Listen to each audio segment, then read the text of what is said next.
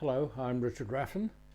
When I'm turning boxes, I'm acutely aware that in the long run the lid and the base are going to move in relation to one another. Might be very slight, but they will move. And so this video is about ways of coming to terms with that, so that when they do move, it's less obvious. Whenever I'm turning boxes, I try to include a detail at the join. At the very least, I have a groove, as here, or the opening here is between the two beads. Here the dome sits on top of a bead, and these lids are just slightly larger than the base. These are end grain boxes. This is cross grain. Well, this little U box has stayed remarkably stable over 53 years.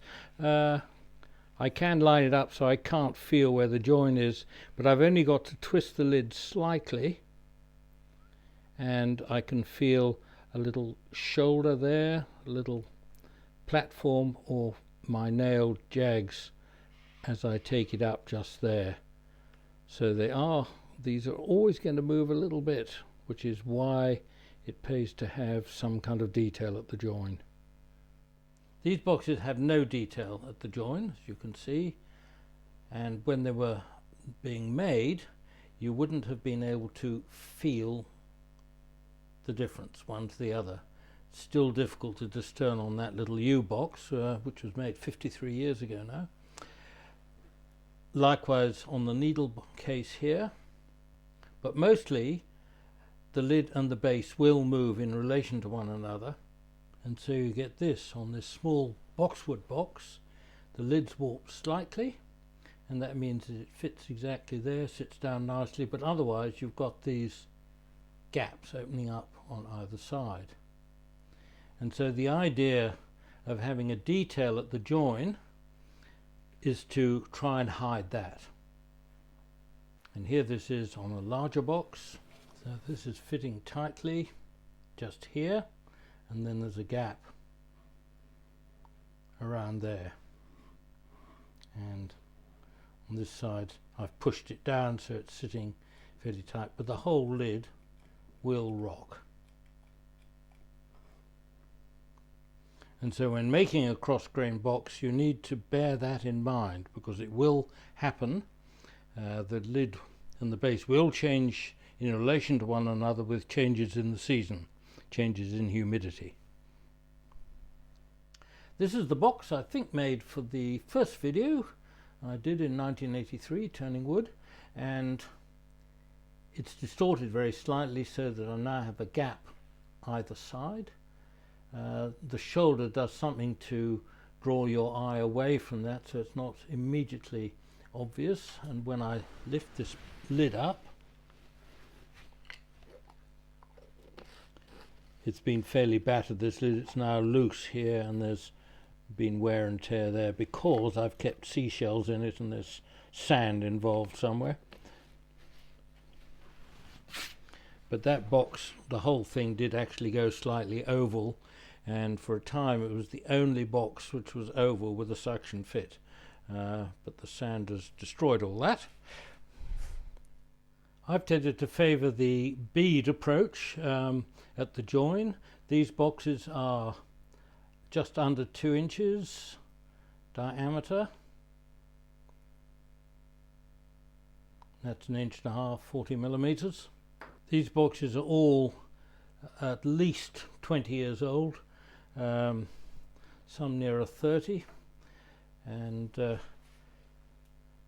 they've not moved that much, and if there is, what movement there is disguised by the bead.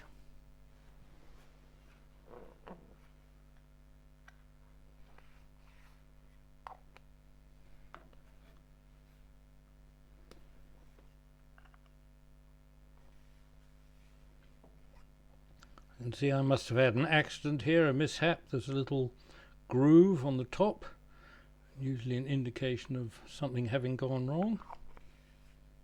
It's a piece of matte eye, so I would have made that in New Zealand in 1987. It's a piece of radiata pine as a demo. Nobody's going to buy a radiata pine box, so I put some verdigris on that, or not verdigris, rust.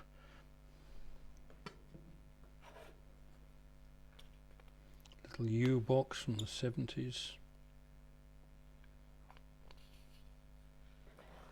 And a teak, also from the 70s.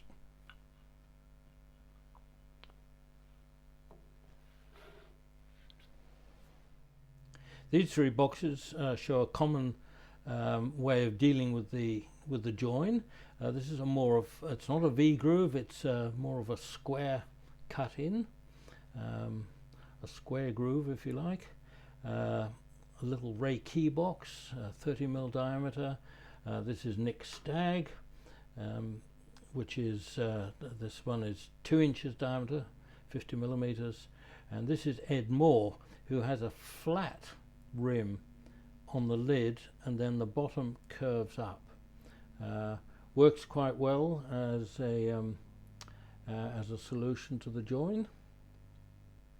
The groove here works quite well as a solution to the join, because the lid and the base can move in relation to one another a bit, and you've got to have a pretty fine sense of touch to see where they don't quite line up. And you're not going to worry too much anyway. This is a really nice box.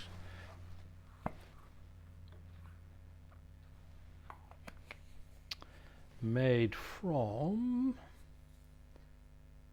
maple. Here we have 4 more ingrain boxes. Very nice shapes, because if you want to take the lid off, I can in that case just kind of squeeze in there, and that forces what is a fairly tight lid off. This is one of Mike Stafford's boxes. The same kind of thing applies to this one, which was by Kip Christensen. A little kind of snap fit. And this is also Kip Christensen. And this is one of my boxes from the early 80s. One of the nicest woods I've ever worked, called Sabar, but I suspect that is not its botanical name. I never found out what it was, and I never got any more. But this has a problem in that if I want to open this box and it gets tight, it's very difficult to hold this rounded base. It's worth bearing in mind, when you have a rounded box like this, you do need to have some method of getting it open easily if the lid binds onto the base. And that was why I first started putting a groove in, so I could get a thumbnail or a knife into it. If you like the really rounded shapes, then maybe you could do what Harvey Hemke did with this one, which is have a load of beads, and then if it does get stuck, you can get a nail or something into that gap. It's never been a problem with this. I have no idea what the wood is, but it's extremely stable. Nice little box with a cabochon on the top.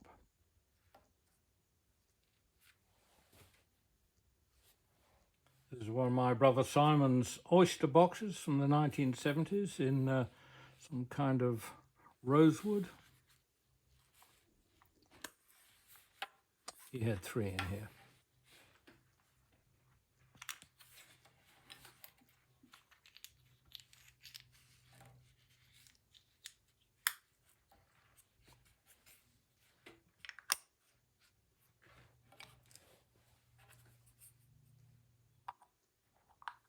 And that has warped very slightly.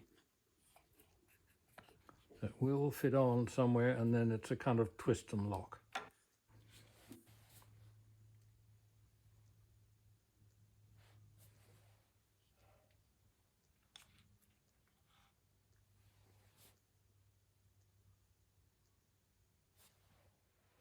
Three more of my favourite boxes. This is quite large. It's 4 inches diameter, 100 mil.